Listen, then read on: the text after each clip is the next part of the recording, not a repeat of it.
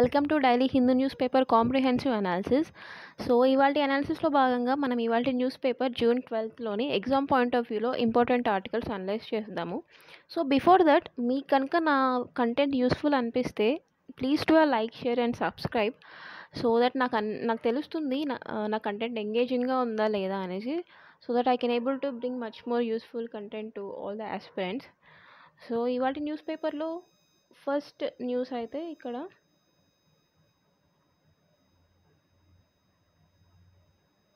India US inch closer to limited trade agreement. So India US ఒక limited trade agreement sign చేయడంలో ఒక inch క్లోజ్లో, ఒక inch దగ్గరలో ఉన్నారు అనేసి. సో బేసిక్గా ఈ ట్రేడ్ అగ్రిమెంట్ అంటే ఏంటి అంటే దీన్ని యాక్చువల్లీ బైలేటరల్ ట్రేడ్ అగ్రిమెంట్స్ అంటారు. సో మనం పేరులో చూసుకున్నట్టుగానే లైక్ బైలేటరల్ అంటే బై అంటే టూ, లేటరల్ అంటే మధ్య అన్నమాట. సో రెండు కంట్రీస్ మధ్య జరిగే ఒక ట్రేడ్ అగ్రిమెంట్ని బైలేటరల్ ట్రేడ్ అగ్రిమెంట్ అంటారు.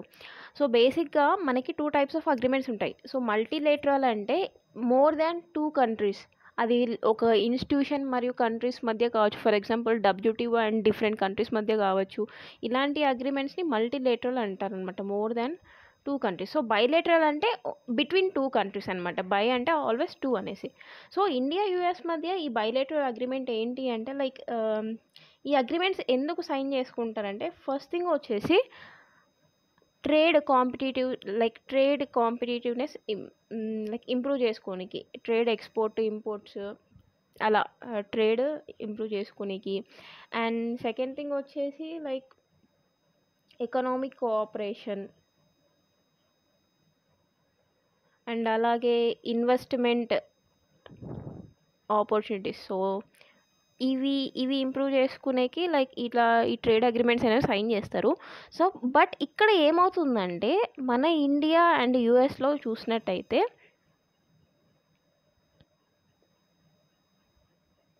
ఇక్కడ చెప్పారు చూడండి, though India and US are keen to conclude a mutually beneficial bilateral trade agreement at the earliest, hurdles remain. Like India US ఈ ట్రేడ్ అగ్రిమెంట్ అనేది లైక్ ఎంత త్వరగా కంప్లీట్ చేసుకోవాలి అనుకుంటున్నా కూడా బట్ హర్డిల్స్ అంటే ఇబ్బందులు లేదా సమస్యలు, అడ్డంకులు అనమాట. సో ఆ హర్డిల్స్ ఏంటివి అంటే ఇక్కడ చూసినట్టయితే కింద మెన్షన్ చేశారు చూడండి. US wants a greater agricultural products market access but India is resistant. So ఈ యూఎస్కి మన అగ్రికల్చర్ మార్కెట్లో యాక్సెస్ కావాలని అడుగుతుంది. బట్ ఎందుకు ఇండియా డినై చేస్తుంది? ఎందుకు డినై చేస్తుందంటే మోస్ట్ ఆఫ్ ది మన లైక్ ఇన్కమ్, మన ఎకానమీ అనేది అగ్రికల్చర్ బేస్డ్ ఎకానమీ అనమాట. సో మనం వేరే కంట్రీకి మన అగ్రికల్చర్లో యాక్సెస్ ఇచ్చామంటే it will definitely damage income of many farmers అనమాట. మన ఇండియాలో ఉన్న చాలా ఫార్మర్స్ ఇన్కమ్ని డ్యామేజ్, లైక్ వాళ్ళ ఇన్కమ్ని దెబ్బతీస్తుంది. అండ్ బట్ ఇక్కడ ఇండియా కూడా ఒక చిక్కు ఉంది. India wants relaxations on higher US steel and aluminium tariffs but US is reluctant. But ఇండియాకి మనకేం కావాలి? యుఎస్లో ఉన్న లైక్ మన స్టీల్, అల్యూమినియం ఇంపోర్ట్స్ మనం యుఎస్కి చేసుకోవాలి. అలా ఇంపోర్ట్స్ చేసుకోవాలంటే బట్ ఇక్కడ యుఎస్ ఏం చేస్తుంది?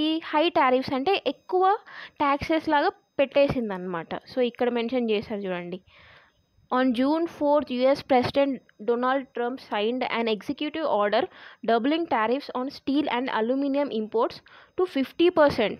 Almost 50% tariffs అనేది ఇంపోజ్ చేశారు ట్రంప్ అనమాట. సో అది తగ్గించమని మనం చెప్తుంటే యుఎస్ వినట్లేదు. సో ఇలా కొన్ని హర్డిల్స్ ఉన్నాయి, అవి వీలైనంత త్వరగా they have to engage through diplomatic talks and they have to resolve it అనేసి ఈ న్యూస్ అనమాట. సో ఇక్కడ మనం మెయిన్గా తెలుసుకోవాల్సింది ఏంటి అంటే బైలేటరల్ ట్రేడ్ అగ్రిమెంట్ అంటే ఏంటి అండ్ యుఎస్ ఇండియా మధ్య నడుస్తున్న కరెంట్ సిచ్యువేషన్ ఎలా ఉంది అనేసి ఇక్కడ చెప్పారు. So almost deal like it was to the climax but చిన్న చిన్న హర్డిల్స్ అనేవి ఉన్నాయనేసి చెప్పారు. అండ్ నెక్స్ట్ న్యూస్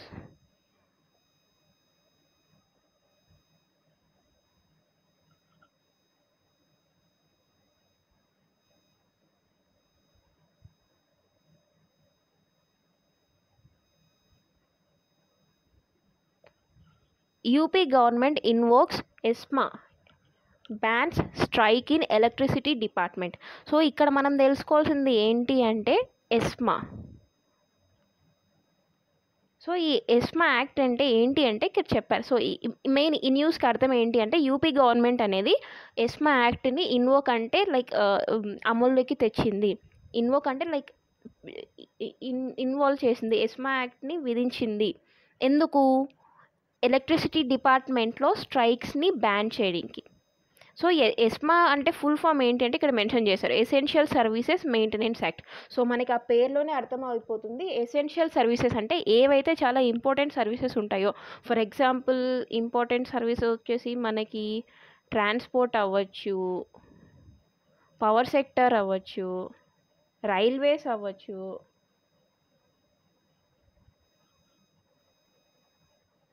బ్యాంక్స్ అవ్వచ్చు. సో ఇలా సర్టెన్ ఎసెన్షియల్ అంటే చాలా ఇంపార్టెంట్ సెక్టర్స్ ఉంటాయన్నమాట. అవి మెయింటైన్ చేసేకి అంటే ఎటువంటి ఆంతర్యం లేకుండా అవి మెయింటైన్ చేసేకి.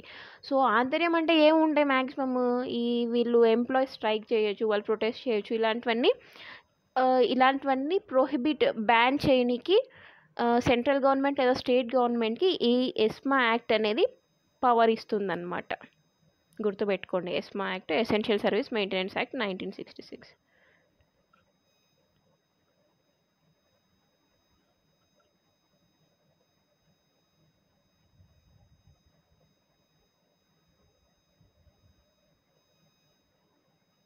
సో ఇది మన ఏపీపీఎస్సి ప్రిలిమ్స్లో అడగచ్చు అనమాట. సో తల్లికి వందనం scheme to benefit 67 lakh AP mothers. So ఇదొక స్కీమ్ అనమాట, ఆంధ్రప్రదేశ్ గవర్నమెంట్ ఇంట్రడ్యూస్ చేసింది. ఈ scheme is part of super 6 అనమాట. సూపర్ 6 ప్రామిసెస్ ఏదైతే గవర్నమెంట్ ప్రామిస్ చేసిందో సూపర్ 6, అందులో ఈ తల్లికి వందనం స్కీమ్ అనేది ఒక కాంపోనెంట్. ఈ స్కీమ్లో మెయిన్గా ఏంటి అంటే ఎవరైతే పిల్లల్ని స్కూల్కి పంపిస్తారో ఆ పిల్లల వాళ్ళ మదర్స్కి 15,000 పర్ మంత్ వాళ్ళకి మానిటరీ బెనిఫిట్ అనేది గవర్నమెంట్ ప్రొవైడ్ చేస్తుంది అనేసి. And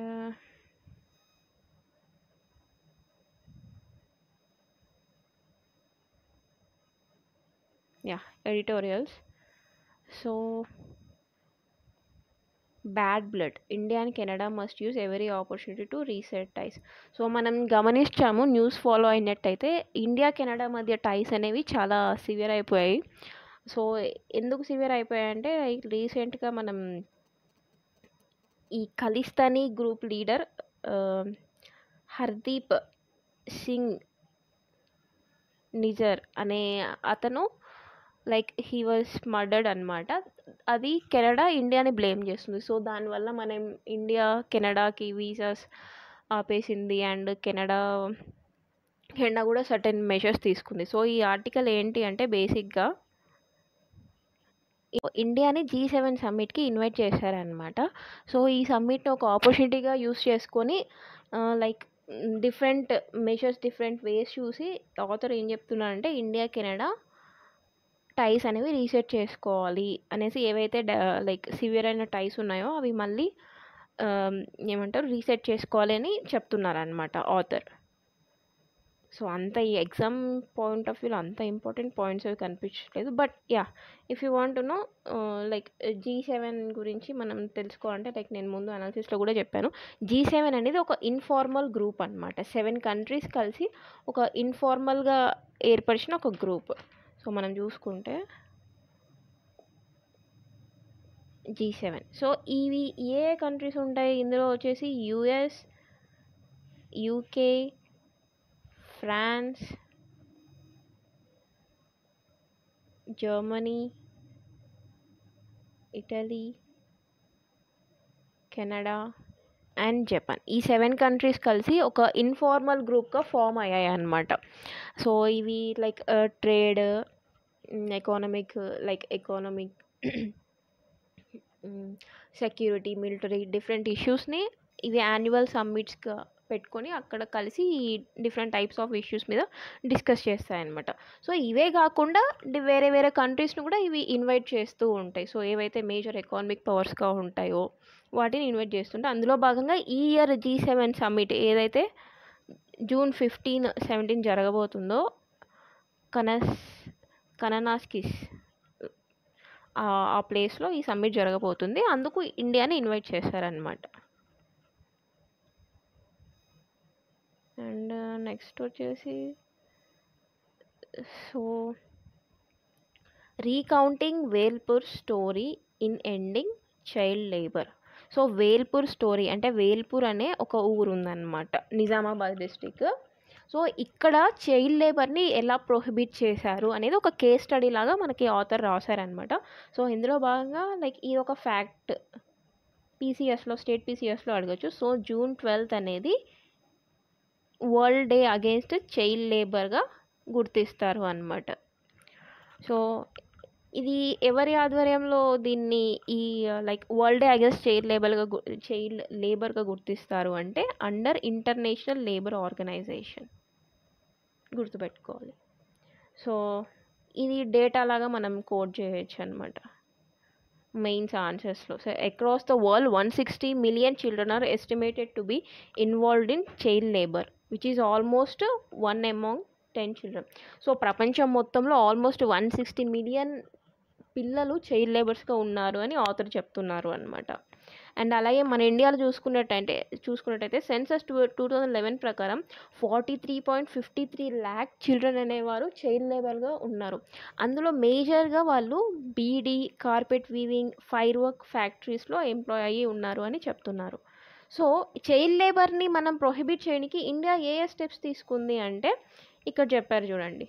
India enacted child labour prohibition and regulation act in 1986. So ఇదొక స్టెప్.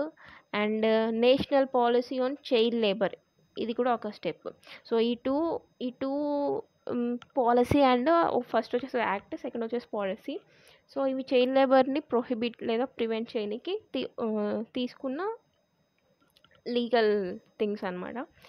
అండ్ ఈ child labour prohibition and regulatory act అనేది మనకి 2016లో అమెండ్ చేశారు, అంటే సవరించి ఏం చేశారంటే ఇందులో చిల్డ్రన్ లైక్ 14 to 18 years ఈ అడాల్సెంట్ని హజార్డస్ ఆక్యుపేషన్ అంటే హానికరమైన ఆక్యుపేషన్స్లో లైక్ ఎంప్లాయ్ చేసుకోకూడదు అని సవరించి ఈ ప్రొవిజన్ని పెట్టారనమాట. అండ్ సో ఇది వచ్చేసి వేల్పూర్ యొక్క స్టోరీ అనమాట.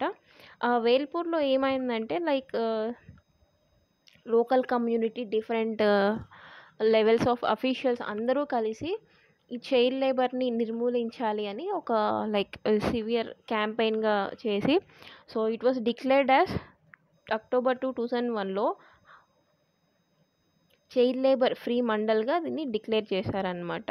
సో 20 years తర్వాత 100% రిటెన్షన్ ఇన్ స్కూల్స్, అంటే స్కూల్స్లో 100% పిల్లలు స్కూల్కి వెళ్తున్నారు అనేసి కూడా దీన్ని అనౌన్స్ చేశారు. అండ్ అలాగే ఈ క్యాంపెయిన్లో భాగంగా all sarpanch signed a memorandum of understanding as in the provisions of Andhra Pradesh compulsory primary education rules 1982 with the government office in the presence of collector.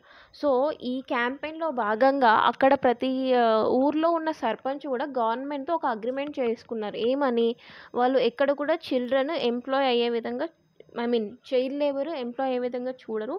And ప్రతి like children in the 5 to 14 age group in their village were sent to school. So 5 to 14 age గ్రూప్లో ఉన్న పిల్లలు ఖచ్చితంగా స్కూల్కి వెళ్ళేలాగా చూసుకుంటాము అని sarpanch గవర్నమెంట్తో agreement లాగా రాసుకున్నారనమాట. So ఇలాంటి అగ్రిమెంట్ ఫస్ట్ టైం అనమాట సైన్ అవ్వడం. సో ఇది కూడా ఒక కేస్ స్టడీ లాగా మనం మెయిన్స్ ఆన్సర్లో రాయొచ్చు. Like GS2 governance and social justice, వాటిలో మనం దీన్ని ఒక కేస్ స్టడీ లాగా కోట్ చేయొచ్చు. అండ్ ఎథిక్స్లో కూడా we can able to quote అనమాట. సో ఎథిక్స్లో లైక్ కమ్యూనిటీ ఇన్వాల్వ్మెంట్, ఈ విధంగా ఈ యాంగిల్లో మనం కోట్ చేయొచ్చు కేస్ స్టడీ లాగా. అండ్ సో ఇది ఎగ్జామ్ పాయింట్ ఆఫ్ వ్యూలో అవసరం లేదు. అండ్ ఈ Chenab bridge, so I think నేను చెప్పాను అనుకుంటా. చెనాబ్ బ్రిడ్జ్ అనేది ఉదంపూర్ శ్రీనగర్ బారాముల్లా రైల్ లింక్లో ఇది ఒక చెనాబ్ బ్రిడ్జ్ ఒక ప్రాజెక్ట్, ఒక లైక్ అది వన్ ఆఫ్ ది ప్రాజెక్ట్ అనమాట. అండ్ ఇది వచ్చేసి మనకి ఆల్మోస్ట్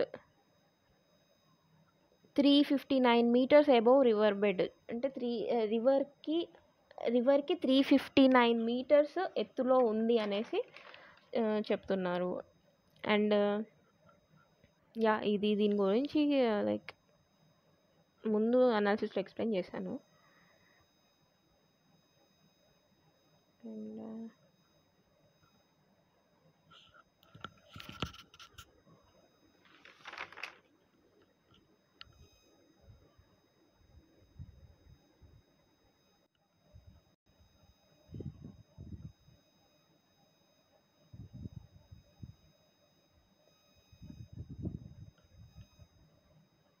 అండ్ ఇది సెన్సస్ గురించి ఒక ఆర్టికల్ అనమాట. సెన్సస్ అనేది టాప్ డౌన్ అప్రోచ్ లేకుండా లైక్ ఒక డిఫరెంట్ అప్రోచ్తో ఎలా అనేసి. సో బట్ ఈ ఎగ్జామ్ పాయింట్ ఆఫ్ వ్యూలో అంత ఇంపార్టెంట్ ఏం కాదు. బట్ ఇక్కడ తెలుసుకోవాల్సిన ఒక విషయం ఏంటి అంటే article 246 of the constitution, census అనేది యూనియన్ సబ్జెక్ట్ అనమాట. అంటే సో ఈ ఆర్టికల్ 246 ఏం చెప్తుందంటే 3 లిస్టులు ఉంటాయి, 7th షెడ్యూల్. సో కాన్స్టిట్యూషన్లో షెడ్యూల్స్ అనేవి ఉంటాయి. ఆ షెడ్యూల్స్లో 7th షెడ్యూల్ ఏం చెప్తుందంటే 7th షెడ్యూల్లో 3 టైప్స్ ఆఫ్ లిస్ట్ ఉంటాయి. ఫస్ట్ వచ్చేసి యూనియన్ లిస్ట్, అండ్ సెకండ్ వచ్చేసి స్టేట్ లిస్ట్, అండ్ థర్డ్ వచ్చేసి కాంకరెంట్ లిస్ట్. సో యూనియన్ లిస్ట్లో అంటే యూనియన్ లిస్ట్లో ఉన్న సబ్జెక్ట్స్లో వాటి మీద లాస్ చేయడానికి ఓన్లీ సెంట్రల్ గవర్నమెంట్కి మాత్రమే పవర్ ఉంటుంది. అండ్ స్టేట్ లిస్ట్ అంటే ఓన్లీ స్టేట్ గవర్నమెంట్కి మాత్రమే పవర్ ఉంటుంది ఇందులో ఉన్న సబ్జెక్ట్స్. సో కాంకరెంట్ లిస్ట్ అంటే బోత్ యూనియన్ అండ్ స్టేట్ గవర్నమెంట్కి పవర్ ఉంటుంది అనమాట ఆ సబ్జెక్ట్స్ మీద లా చేయడానికి. సో సెన్సస్ అనేది యూనియన్ లిస్ట్ అనమాట. యూనియన్కి అంటే సెంట్రల్ గవర్నమెంట్కి మాత్రమే సెన్సస్ మీద లాస్ అండ్ రెగ్యులేషన్స్ చేసేకి పవర్ ఉంటుంది. సో ఆర్టికల్ 246 గుర్తుపెట్టుకోవాలి. ఆర్టికల్ 246 సెంట్రల్ గవర్నమెంట్ మరియు స్టేట్ గవర్నమెంట్ మధ్య లెజిస్లేటివ్ రిలేషన్స్ గురించి చెప్తుంది.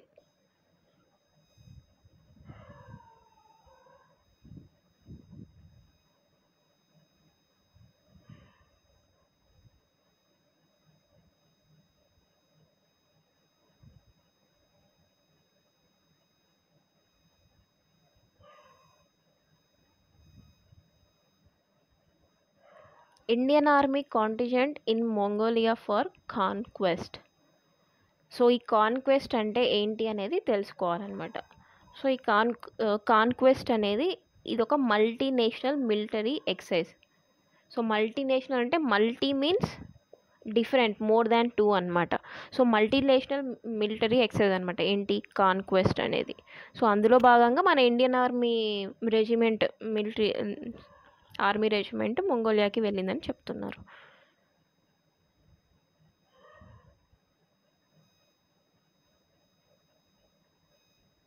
And Axiom space mission delay అయిందని చెప్తున్నారు. సో అదేదో ఆక్సిజన్ లీక్ వల్ల ఈ మిషన్ లాంచ్ డిలే అయింది. సో ఈ మిషన్ ఏంటి అంటే బేసిక్గా యుఎస్ ప్రైవేట్ స్పేస్ సెంటర్కి వెళ్ళే మిషన్ అనమాట, స్పేస్ స్టేషన్కి వెళ్ళే మిషన్. ఇది ఫ్యాక్ట్, మేబీ స్టేట్ పీసీఎస్లో ఫ్యాక్ట్ లాగా అడగచ్చు. ఈ యాక్సియం మిషన్ని ఎక్కడి నుంచి లాంచ్ చేస్తున్నారంటే నాసా యొక్క కెనడీ స్పేస్ సెంటర్ ఫ్లోరిడాలో ఉంటుంది. ఇక్కడ నుంచి ఆ యాక్సియం మిషన్ అనేది లాంచ్ చేస్తున్నారు.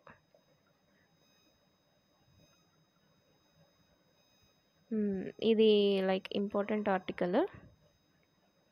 బ్యూరో ఆఫ్ ఎనర్జీ ఎఫిషియన్సీ అనేది ఏసీ మ్యానుఫ్యాక్చరింగ్లో డిఫాల్ట్ టెంపరేచర్ 20 to 28 degrees ఆ డిఫాల్ట్ రేంజెస్లో ఉండేలాగానే ప్రతిపాదన తెచ్చేకి ఏమంటారు like discussions were going on అనమాట. సో దానికి సంబంధించి ఎందుకు 20 to 28 తేవాలంటే సో బేసిక్గా ఇది ఈ టెంపరేచర్ రేంజ్లో ఉంటే లైక్ మనకి ఎనర్జీ ఎఫిషియన్సీ ఇంప్రూవ్ అవుతుంది అనమాట. అంటే పవర్ కన్సంప్షన్ అనేది తగ్గుతుంది. సో బేసిక్గా ఎందుకు పవర్ కన్సంప్షన్ తగ్గుతుంది, మనోళ్ళు ఏం చేస్తూ ఉంటారండి, సో ఏసీ 16 degreesలో ఏమో పెట్టుకుంటారు, అంటే చాలా తక్కువ టెంపరేచర్. మనం 16 degreesలో పెట్టుకుంటే పవర్ కన్సంప్షన్ అనేది ఇంక్రీజ్ అవుతుంది. సో లైక్ ఒక్క ఇంటికి ఒక్క యూనిట్ పవర్ కన్జంప్షన్ ఇంక్రీజ్ అయిందనుకోండి, సో మొత్తం ఇండియా మొత్తంలో we have some crores of ACs. అలా కంపేర్ చేసుకుంటే చాలా పవర్ మనకి వేస్ట్ అవుతుంది. పెట్టుకోవడమేమో 16 degrees పెట్టుకుంటాము, బట్ మనం పడుకుంటేదేమో పైన బ్లాంకెట్ వేసుకొని పడుకుంటాం, దానివల్ల ఏం యూస్. సో అదేదో మనం 20 degrees పెట్టుకొని కంఫర్టబుల్గా, లేదు 20 or 24 పెట్టుకొని కంఫర్టబుల్గా పడుకుంటే, సో దానివల్ల మనకి కంఫర్టబుల్గా నిద్ర వస్తుంది అండ్ పవర్ కన్సంప్షన్ కూడా తగ్గుతుంది అన్నమాట. పవర్ కన్సంప్షన్ తగ్గుతుంది అంటే ఎఫిషియన్సీ ఇంక్రీజ్ అవుతుంది. సో అదే అనమాట. సో ఈ 20 to 28 degreesలో ఏసీ టెంపరేచర్ రేంజెస్ ఉండేలాగా చూస్తున్నారనమాట. అండ్ ఈ బ్యూరో ఆఫ్ ఎనర్జీ ఎఫిషియన్సీ అంటే ఇది సెంట్రల్ గవర్నమెంట్ బాడీ అనమాట. ఇది ఎలక్ట్రిసిటీ అండ్ ఎలక్ట్రానిక్స్ సంబంధించిన రెగ్యులేషన్స్ అన్ని ఫ్రేమ్ చేస్తూ ఉంటుంది. ఇదండి ఇక్కడ చెప్పారు, the move was aimed at improving energy efficiency in the country. Reduction of even 1 degree help save 6% of energy.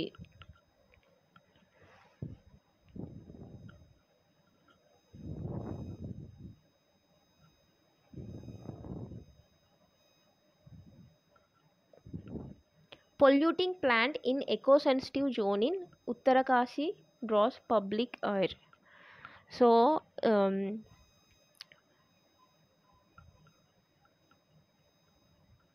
ఉత్తరాఖండ్లోని ఉత్తరకాశీ డిస్ట్రిక్ట్లో ఉన్న గంగోత్రి నేషనల్ పార్క్లో ఒక సాలిడ్ వేస్ట్ ఇన్సినేటర్ అనేది ఇన్స్టాల్ చేశారనమాట. సో బేసిక్గా ఇన్సినేటర్ ఏంటి అంటే, ఏదైతే మనకి మున్సిపల్ సాలిడ్ వేస్ట్ అనేది జనరేట్ అవుతుందో అది ఈ ఇన్సినేటర్లో మనం వేస్తే హై టెంపరేచర్లో ఆ సాలిడ్ వేస్ట్ని ఇది బర్న్ చేస్తుంది అనమాట. సో అలా బర్న్ చేస్తే మనకి 3 కాంపోనెంట్స్ అవుట్పుట్ ఉంటాయి. ఫస్ట్ వచ్చేసి యాష్, సెకండ్ వచ్చేసి ఫ్లూ గ్యాస్ అంటే సమ్ పొల్యూటెడ్ గ్యాస్ అనమాట, అవుట్పుట్ గ్యాస్. సో అందులో different types of polluting gases అనేవి ఉంటాయి. అండ్ థర్డ్ వచ్చేసి హీట్. సో ఈ ఇన్సినేటర్లో ఈ 3 కాంపోనెంట్స్లో ఈ హీట్ని మనం డిఫరెంట్ టైప్స్ ఆఫ్ పర్పసెస్కి యూస్ చేసుకోవచ్చు. సో ఇది ఎలక్ట్రిసిటీ జనరేటర్కి యూస్ చేసుకోవచ్చు అండ్ డొమెస్టిక్ హీటింగ్ అప్లికేషన్స్ వాటికి కూడా యూస్ చేసుకోవచ్చు అనమాట. బట్ ఇక్కడ వచ్చిన ప్రాబ్లం ఏంటి అంటే, ఈ ఇన్సినేటర్ని తీసుకెళ్ళి ఒక నేషనల్ పార్క్లో పెట్టారు. ఏది? Gangotri national park. Exam point of వ్యూలో ఇంపార్టెంట్, గంగోత్రి నేషనల్ పార్క్ అనేది ఎక్కడ ఉంటుంది? Gangotri national park, it was in Uttarakhand.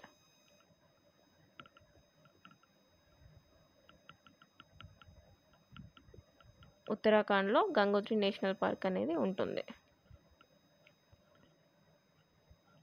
So ఈ నేషనల్ పార్క్ అంటే బేసిక్గా ఏంటి అంటే, లైక్ ఫారెస్ట్లో ఉన్న డిఫరెంట్ ఫ్లోరా అండ్ ఫౌనాని ప్రొటెక్ట్ చేయడానికి గవర్నమెంట్ ఎన్విరాన్మెంట్ ప్రొటెక్షన్ యాక్ట్ కింద ఈ నేషనల్ పార్క్స్ అనేవి నోటిఫై చేస్తుందన్నమాట గవర్నమెంట్. సో ఇక్కడ మనం ఏదైతే ఇన్సినేటర్ని తీసుకెళ్ళి నేషనల్ పార్క్లో పెట్టామనుకోండి, సో ఇక్కడ వచ్చిన ఈ పొల్యూటింగ్ గ్యాసెస్ అక్కడ ఉన్న ఏరియాని పొల్యూట్ చేస్తుంది. ఇదిగోండి ఇక్కడ చెప్పారు చూడండి, the plant equipped to combust municipal solid waste is an extremely polluting unit and in the red category according to opponents and thus cannot be installed within the Gangotri National Park. So అదొక extremely polluting mechanism అనమాట. So దేనన్నా heat చేస్తే ఆ flu గ్యాసెస్లో చాలా different polluting gases ఉంటాయి. So అది ఎన్విరాన్మెంట్కి అంత మంచిది కాదు. అండ్ ఇందులో భాగంగా గుర్తుపెట్టుకోవాల్సింది భాగీరథి ఎకో సెన్సిటివ్ జోన్ అనమాట. ఇది కూడా ఉత్తరాఖండ్లో ఉంది. సో ఈ ఎకో సెన్సిటివ్ జోన్ అంటే ఇవి వచ్చేసి ఫర్ ఎగ్జాంపుల్ నేషనల్ పార్క్ ఇది.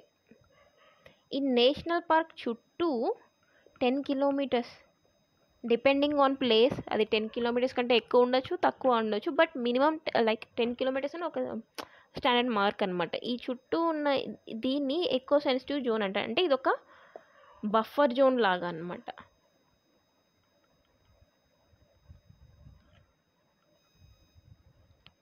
So Bhagirathi eco sensitive zone అనేది మనకి ఉత్తరాఖండ్లో ఉంది.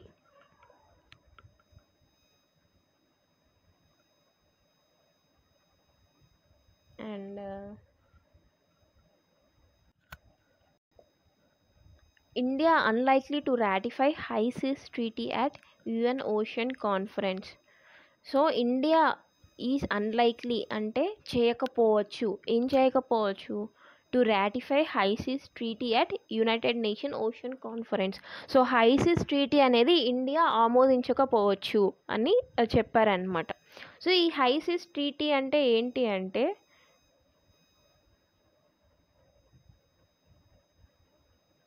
ఇది ఒక యునైటెడ్ నేషన్స్ ట్రీటీ అన్నమాట. సో హై సీస్ ఏవైతే ఇంటర్నేషనల్ వాటర్స్ ఉంటాయో అందులో ఉన్న మెరీన్ లైఫ్ని ప్రొటెక్ట్ చేసుకోనికి ఇది ఒక ట్రీటీ అన్నమాట, హై సీస్ ట్రీటీ అనేది. సో ఇక్కడ చెప్పారు చూడండి. సో దీన్ని ఫార్మల్గా బియాండ్ నేషనల్ జ్యూరిస్డిక్షన్ అగ్రిమెంట్ అని పిలుస్తారు, బట్ ఇన్ఫార్మల్గా హై సీస్ ట్రీటీ అంటారనమాట. సో ఎందుకు ఇది ఆమోదించలేకపోవచ్చు అంటే before proceeding the government is required to amend certain laws. So ఆ ట్రీటీని మనం ఆమోదించాలి అంటే మన ఇండియాలో ఉన్న లాస్ని మనం ఆ ట్రీటీలో ఉన్న ప్రొవిజన్స్ ప్రకారం మనం ఇక్కడ సవరించుకోవాలి అనమాట. సో అందుకు అది ఆమోదించలేకపోవచ్చు. ఎందుకు మనం సవరించుకోవాలంటే ఈ హై సీస్ ట్రీటీ అనేది legally binding treaty. So legally binding treaty అంటే వన్స్ మనం ఆ ట్రీటీని సైన్ చేశాక అందులో ఉన్న ప్రొవిజన్స్ ఖచ్చితంగా ఇంప్లిమెంట్ చేయాలి అనమాట. సో అందుకు ఆ ట్రీటీకి సంబంధించినట్టు మనం ఈ లోకల్గా మన కంట్రీలో ఉన్న యాక్ట్స్ని సవరించుకోవాలన్నమాట. అండ్ నెక్స్ట్ వచ్చేసి so the high seas lying beyond exclusive. So నేను మీకు ఈ పేరు ఎక్స్ప్లెయిన్ చేసే ముందు లైక్ ఒక కాన్సెప్ట్ చెప్తాను. సో మన ఓషన్ వాటర్స్ అనేవి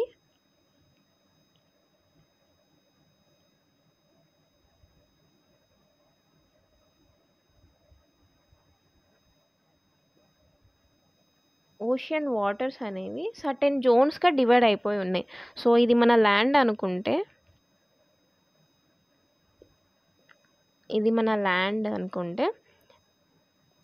ఇది వచ్చేసి కాంటినెంటల్ షెల్ఫ్ అన్నమాట. So and up to this ఇది బేస్ లైన్ అంటారు. సో కాంటినెంటల్ షెల్ఫ్ ఉన్నంత వరకు, so up to base line వరకు ఉన్న వాటర్స్ని ఏమంటారు అంటే ఇంటర్నల్ వాటర్స్ అన్నమాట. ఈ ఇంటర్నల్ వాటర్స్ మీద పూర్తి హక్కులు ఆ కంట్రీకి సంబంధించిన కంట్రీకి ఖచ్చితంగా ఉంటాయి. అండ్ ఈ ఇంటర్నల్ వాటర్స్ నుంచి 12 నాటికల్ మైల్స్ వరకు టెరిటోరియల్ సీ అంటారు. అంటే ఇక్కడున్న ఎయిర్ స్పేస్ మీద సంబంధించిన కంట్రీకి అథారిటీ ఉంటుంది.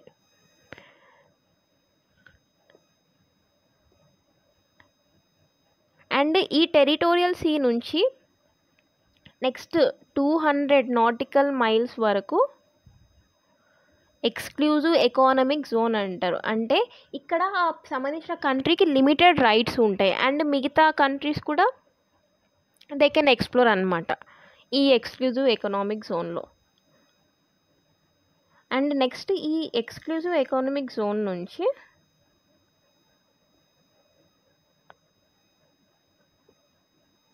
ఇక్కడ నుంచి మనకి హై సీస్ అనేవి స్టార్ట్ అవుతాయి. హై సీ లేదా ఇంటర్నేషనల్ వాటర్స్ అని అంటారనమాట వీటిని. సో ఈ హై సీస్లో ఏ ఒక్క కంట్రీకి, ఏ సింగిల్ కంట్రీకి అథారిటీ ఉండదు అనమాట. సో అన్ని కంట్రీస్ ఈక్వలీ ఇక్కడ లైక్ రిసోర్స్ ఎక్స్ప్లోర్ చేయొచ్చు అనమాట ఇది. సో ఇక్కడ చెప్పిన విధంగా the high seas lying beyond the exclusive economic zones of nations are not under the jurisdiction of any single country చెప్తున్నారు చూడండి, and are known to harbor unique and exotic marine life. So ఈ హై సీస్లో మనకి unique and exotic marine life ఉంటుందన్నమాట. So అందువల్ల మనకి ఇక్కడ మెరీన్ రిసోర్సెస్ చాలా మంచిగా దొరికే అవకాశం ఉంటుంది. సో ఈ ట్రీటీలో ఇక్కడ ఇదే చెప్తున్నారు చూడండి.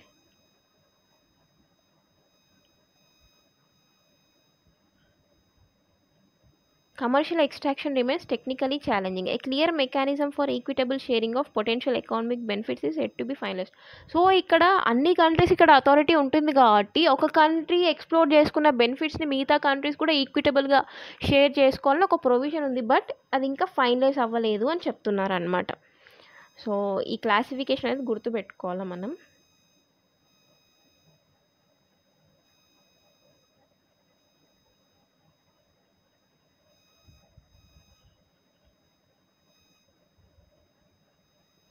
And next union government to wield quality control stick to drive exports. So బేసిక్గా ఇక్కడ ఏం యూనియన్ గవర్నమెంట్ ప్రీవియస్గా ఏం చేస్తూ ఉంటాయంటే మన ఎక్స్పోర్ట్స్ అంటే ఎగుమతులని బూస్ట్ చేసేకి కొన్ని సబ్సిడీస్ ఇచ్చేదనమాట. సబ్సిడీస్ ఫర్ ఎగ్జాంపుల్ మనకి ఎక్స్పోర్ట్ ఓరియంటెడ్ యూనిట్స్ అని పెట్టేసి అక్కడ ట్యాక్స్ రిబేట్స్ అలా వచ్చేది. లేదు special economic zones. So special economic zones అంటే బేసిక్గా అవి ఒక ఎకానమిక్ యూనిట్స్ అనమాట. సర్టెన్ ప్లేస్ని ఒక స్పెషల్ ఎకానమిక్ జోన్గా పెట్టి స్పెషల్ ఎకానమిక్ జోన్స్ సర్టెన్ ప్లేస్ని ఆ స్పెషల్ ఎకానమిక్ జోన్గా నోటిఫై చేసి అక్కడ లైక్ డిఫరెంట్ ట్యాక్స్ బెనిఫిట్స్ ఇవ్వచ్చు అండ్ ఎక్స్పోర్ట్ ఆర్ ఇంపోర్ట్ సంబంధించిన డ్యూటీని తగ్గించవచ్చు. సో ఇలాంటి సర్టెన్ బెనిఫిట్స్ ఇచ్చేదన్నమాట ఇన్వెస్ట్మెంట్ని అట్రాక్ట్ చేసుకునేకి. బట్ ఇప్పుడు ఏం చేయాలనుకుంటుందంటే గవర్నమెంట్ ఇక్కడ చెప్తుంది చూడండి. ద గవర్నమెంట్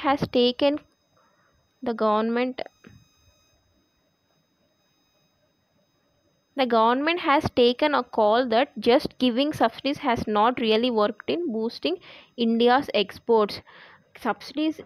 కేవలం సబ్సిడీస్ ఇచ్చినంత మాత్రాన ఇండియా ఎక్స్పోర్ట్ అనేవి బూస్ట్ అవ్వలేదు, అంటే పెరగలేదు అనేసి చెప్తుందన్నమాట. So there is an issue with the quality of the product as well. So ఈ ప్రోడక్ట్స్ యొక్క క్వాలిటీలో కూడా కొన్ని ఇష్యూస్ ఉన్నాయి అనేసి. సో అందుకు we are now focusing on quality control to ensure that our exports meet the minimum quality standards.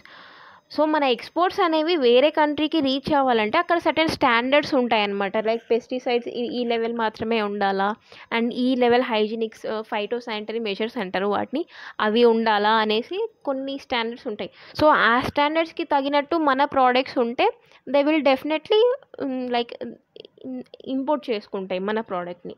So అలా only subsidies కాదు, ఇప్పుడు క్వాలిటీ మీద కూడా ఫోకస్ చేయాలి అనేసి గవర్నమెంట్ డిసైడ్ అయిందనమాట.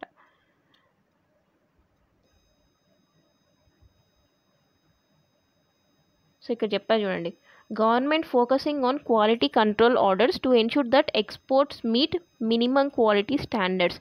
Non subsidy help will be in terms of easing land acquisition or any other regulatory issues. So ఇది అనమాట.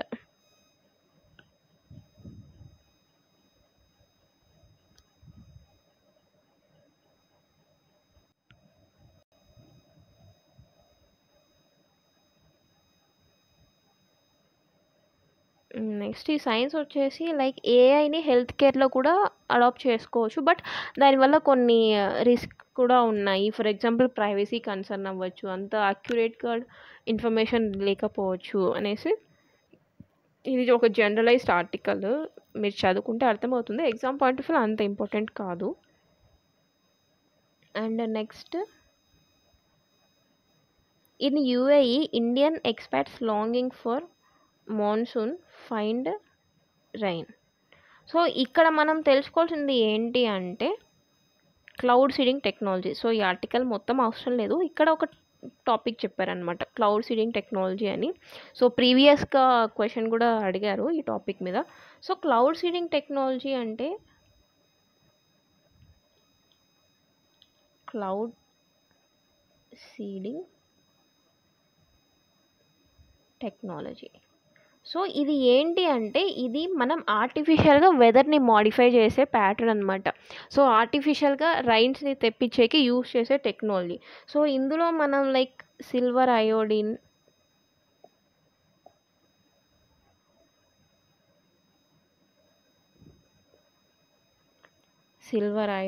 అండ్ పొటాషియం అయోడిన్ లేదా సోడియం క్లోరైడ్, ఇవి ఒక చిన్న పార్టికల్స్ అనమాట. వీటిని ఎయిర్ క్రాఫ్ట్స్ యూస్ చేసి కానీ డ్రోన్స్ యూస్ చేసి కానీ మనం క్లౌడ్స్లో ఇంట్రడ్యూస్ చేస్తాం. సో ఈ పార్టికల్స్ని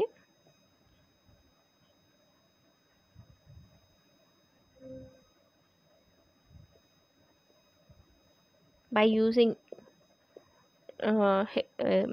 like aircrafts, drones use చేసి ఇలా క్లౌడ్స్లో ఇంట్రడ్యూస్ చేస్తే సో ఇక్కడున్న వాటర్ వేపర్ అంతా ఈ పార్టికల్స్ మీద కండెన్స్ అవుతుంది. సో మీకు అర్థమయ్యేలాగా చెప్పాలంటే లైక్ ఫర్ ఎగ్జాంపుల్ మనకి లైక్ ప్రెషర్ కుక్కర్ ఉంటుంది, అక్కడ వేపర్ మనం అది పైకి వెళ్తూనే ఉంటుంది అండ్ కండెన్స్ అవ్వదు. బట్ ఎప్పుడైతే మనం మన చెయ్యిని పెడతామో ఆ వేపర్ మీద అది కండెన్స్ అయ్యి మన హ్యాండ్ మీద వాటర్ డ్రాప్లెట్స్ అనేవి ఫామ్ అవుతాయి. సో ఎందుకు ఈ మన చెయ్యి అనేది ఒక కూల్ సర్ఫేస్ అనమాట. ఆ కూల్ సర్ఫేస్ ఇంట్రడ్యూస్ అయ్యేసరికి ఆ వేపర్ అనేది కండెన్స్ అవుతుంది. సో ఆ విధంగానే ఇవి కూడా అనమాట. ఈ పార్టికల్స్ ఎప్పుడైతే ఈ క్లౌడ్లోకి ఇంట్రడ్యూస్ అవుతాయో ఇవి కూల్ సర్ఫేస్ని ప్రొవైడ్ చేస్తాయి అన్నమాట. ఈ 3 ఎలిమెంట్స్ ఏవైతే sodium, silver iodine, potassium iodine and sodium chloride, ఇవి కూల్ సర్ఫేస్ని ప్రొవైడ్ చేసేసరికి ఈ క్లౌడ్స్లో ఉన్న వాటర్ వేపర్ కండెన్స్ అయ్యి మనకి ఆర్టిఫిషియల్ రైన్గా ఫామ్ అవుతుందన్నమాట. సో దీన్ని క్లౌడ్ సీడింగ్ టెక్నిక్ అంటారు. అండ్ వీటి మీద లాస్ట్ ఇయర్ ఈ ఇయర్ యూపీఎస్సీ ప్రిలిమ్స్లో క్వశ్చన్ అడిగారు, ఈ క్లౌడ్ సీడింగ్ టెక్నాలజీలో ఏ కాంపోనెంట్స్ యూస్ చేస్తారు అనేసి. సో గుర్తుపెట్టుకోవాల్సిన విషయం ఇక్కడ మనం ఈ 2 కాంపోనెంట్స్ యూస్ చేస్తాం, silver iodine and potassium iodine and sodium chloride కూడా. సో ఇది ఇండియాలో కూడా ఇంట్రడ్యూస్ చేశారు, ఢిల్లీలో పొల్యూషన్ ఎక్కువ అవుతుంది అనేసి cloud seeding technology. So that's it for today's news, Andy. So hope it helps you. Thank you.